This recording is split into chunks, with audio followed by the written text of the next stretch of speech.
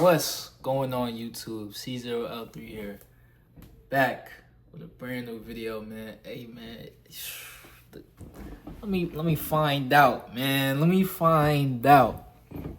Hey dog, back with a brand new video, man. Today, as y'all can tell by the topic, as y'all can tell by the title, this is gonna be a video of why you should go to therapy. If you're watching this video right now, this is your sign to go to therapy. And quick disclaimer before I get into this video, I'm gonna be real vulnerable in this video, y'all, so bear with me. I know the content on this channel is kind of like fluctuating. You know, I'm doing reaction videos here, then I'm doing these speaking videos also, so bear with me with that as well. Just expect both at this point, you know what I'm saying? Expect me to talk. You know, sometimes I get thoughts in my brain, it just come randomly, so I'm like, all right, let me talk about this. Maybe this can help somebody out there in the world. So yeah, today I want to talk about therapy, why you should go to therapy, and my experience with therapy, right? I'm not sure if I got into it in one of these other videos. I was looking to see if I did or if I didn't, but I don't think I really touched on it too much, so I'm gonna touch on it today. So therapy, man, why therapy is important. So I'm gonna just go start with my experience. So my senior year, right?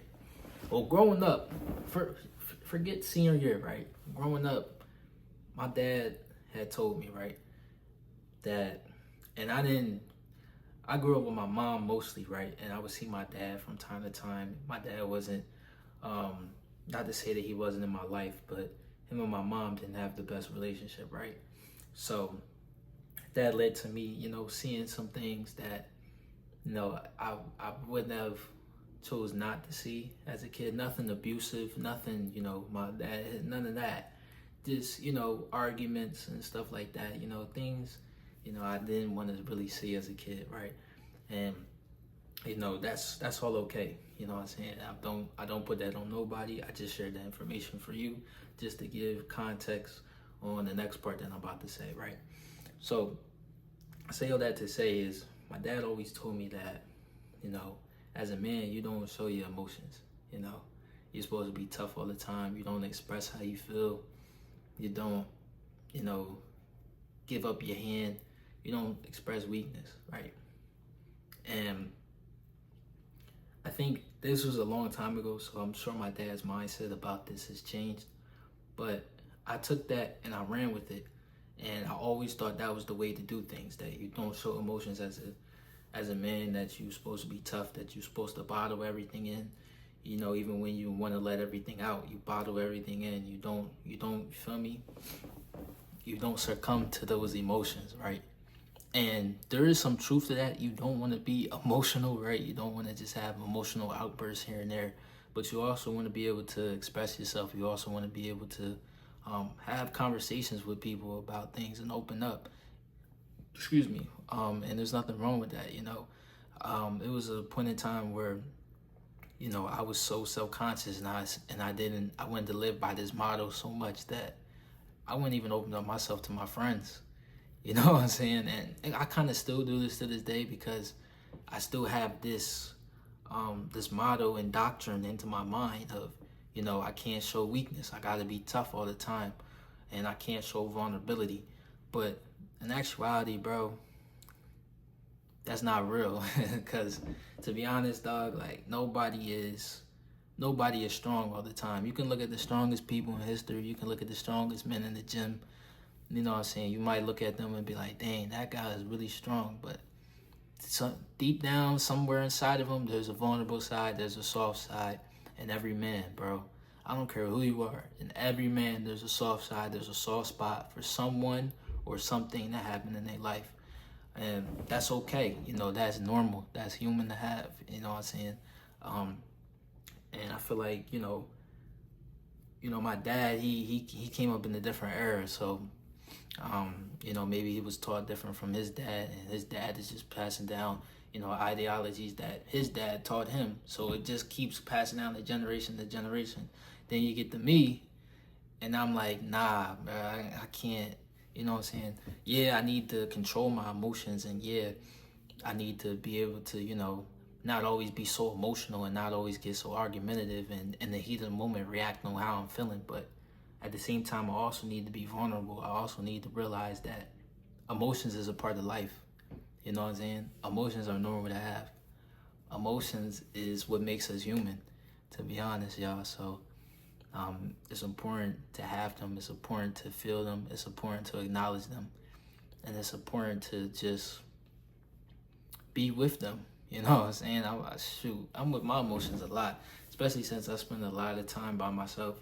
All I have is my thoughts for real, of what I be thinking or, oh, am I not doing this right? Oh, am I not? And that could be good or bad.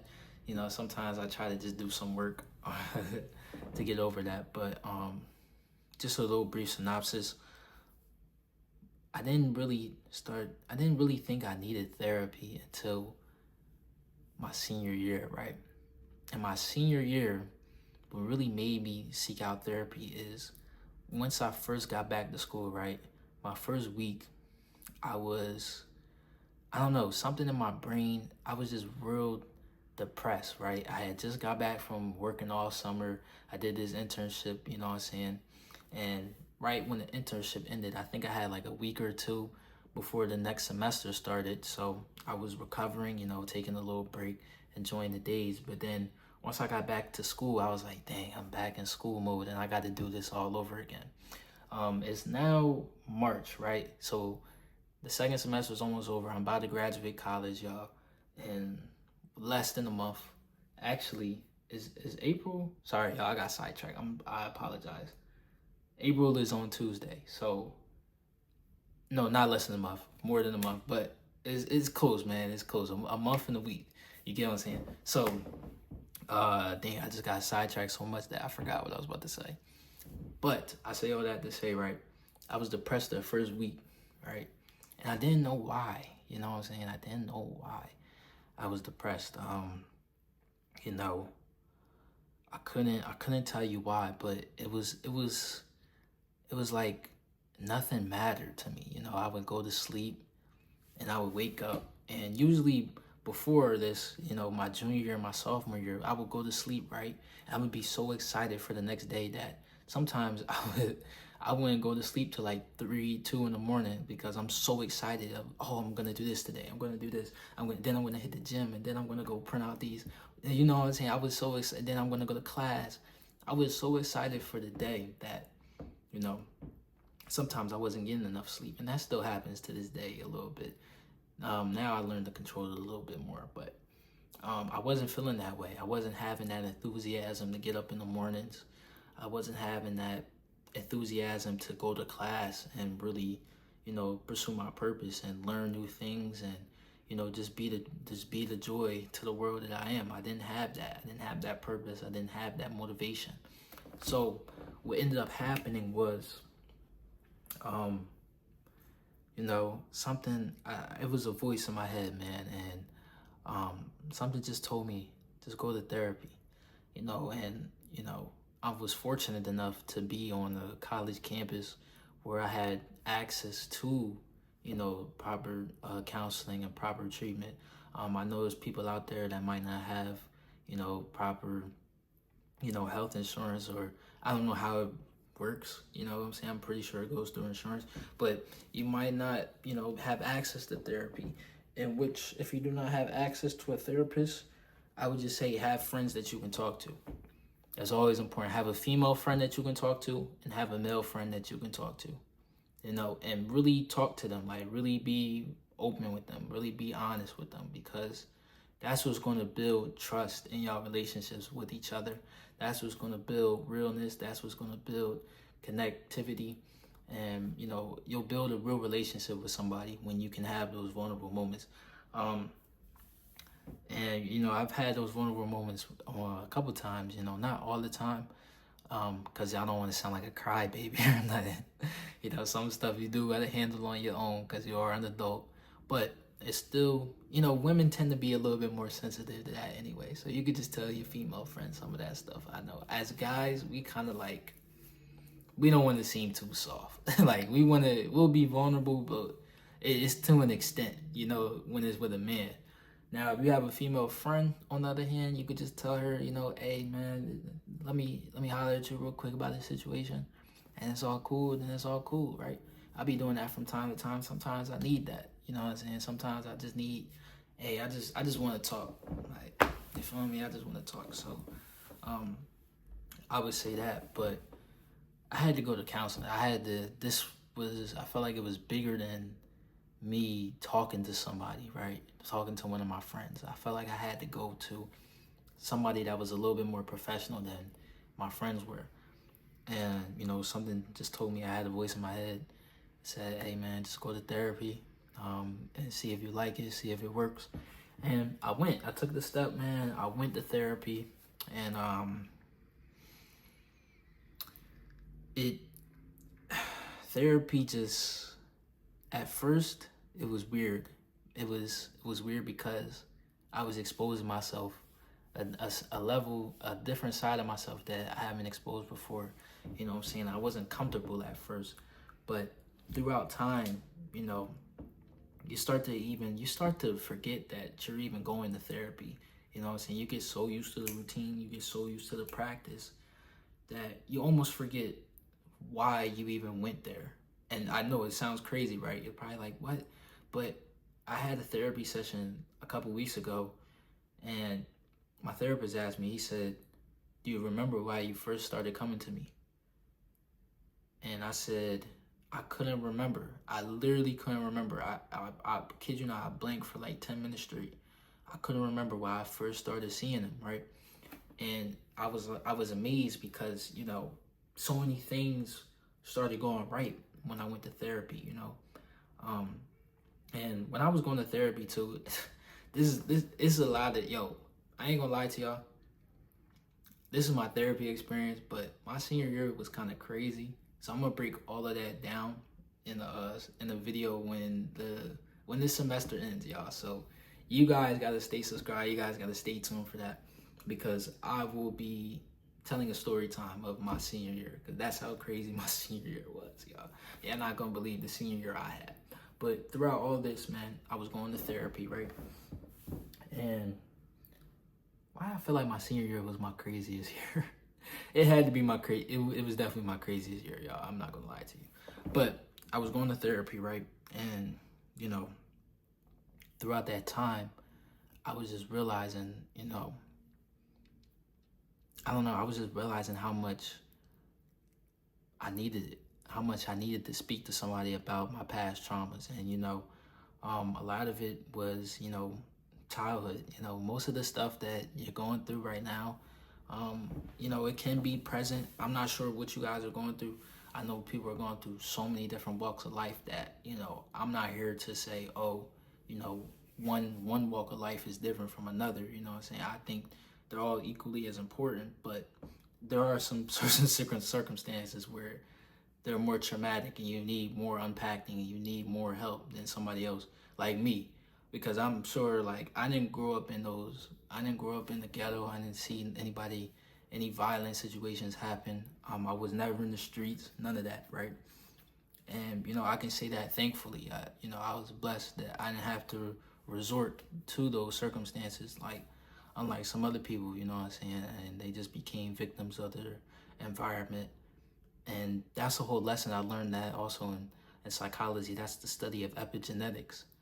Epigenetics is being influenced by your environment. You know, you have these genetics in yourself, but they get exposed when you're in certain environments. So it's crazy. You might not even act like that, but since you're in a certain environment, it just comes out of you.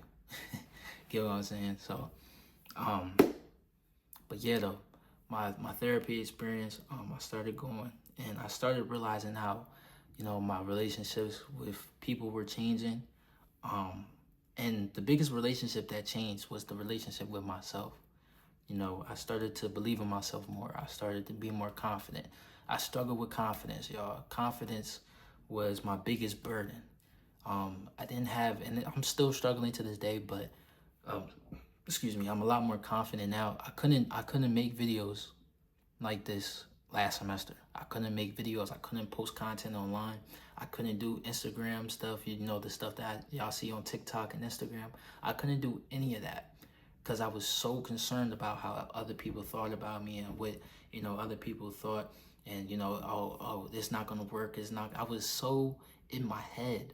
But therapy exposed this new layer of myself that, you know, I am great. And I'm gonna make mistakes, and that's okay. You know what I'm saying? Once y'all hear this story time, y'all not gonna believe the amount of mistakes I made, right? But I can make mistakes. I'm human. I'm flawed. You know, people put erasers on pencils for a reason. It's okay to make mistakes. That was one of the sayings that I had to tell myself. It's okay to make mistakes. I'm not perfect, you know, and there's no rule book. There's no guy saying that you gotta be. So I had to heal myself from those internal battles that I never knew were actually there until I went. And it took me all the way until my senior year to go to therapy. So if, you know, that was just my time to go, you know, you might not get it now and you might get it later on down the line. But it did take me a little longer. Yo, my college years, man, but probably some of the best years. If I had to rate my college experience, I would give it a 10 out of 10, only because of how much I've changed over the years, man. Like, I think the growth in me was kind of crazy, and I'm gonna break all of that down once I graduate, y'all, I promise. So y'all gonna have to wait a little bit for that video. It's just like a month. So give me a month, y'all, to graduate, and then I'm gonna break everything down for y'all. And I'm gonna take some time to reflect and, you know, see if my college experience was really that magnificent on my life or not, which I think it was. But I say all this to say, man, go to therapy.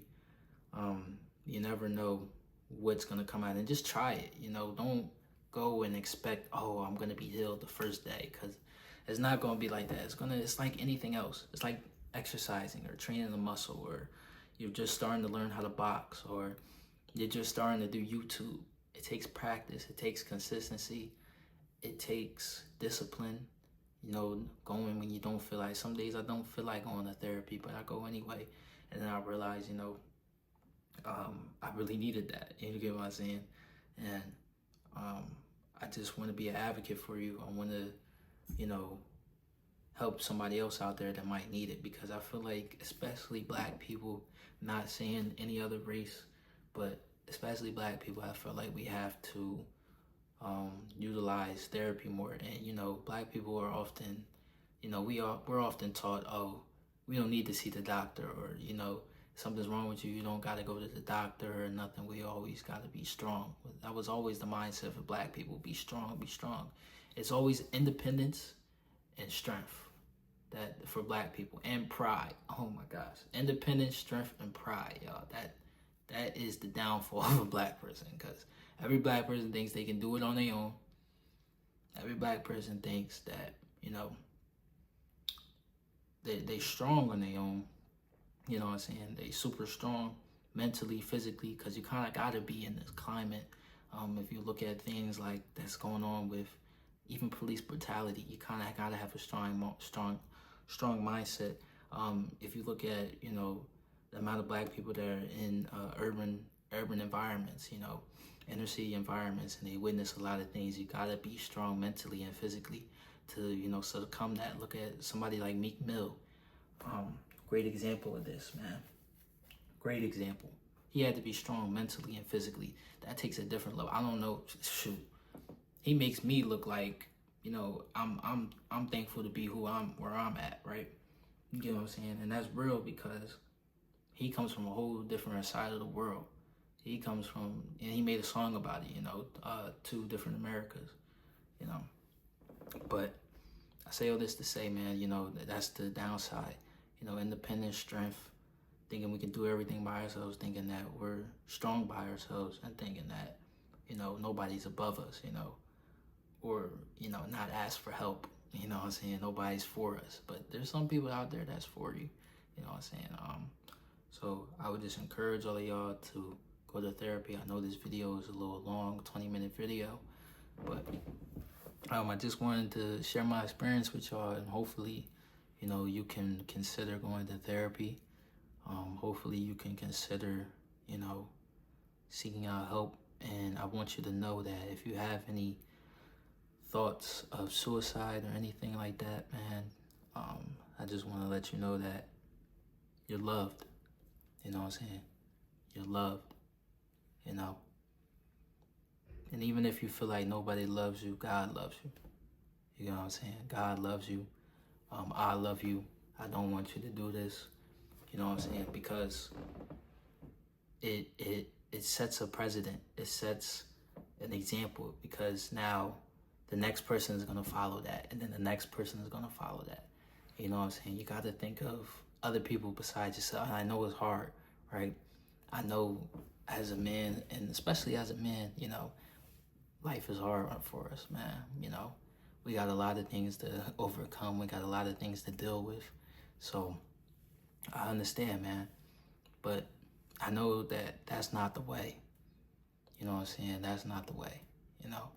And like AJ Brown said, because he actually went through something like this too, but I'm pretty sure he said, and don't quote me on this, but I'm pretty sure he said people would rather hear your story than see, he would say something like that. People would rather hear your story, right? Don't quote me on that, but I know AJ Brown said something similar to that. He said people would rather hear your story. AJ Brown, people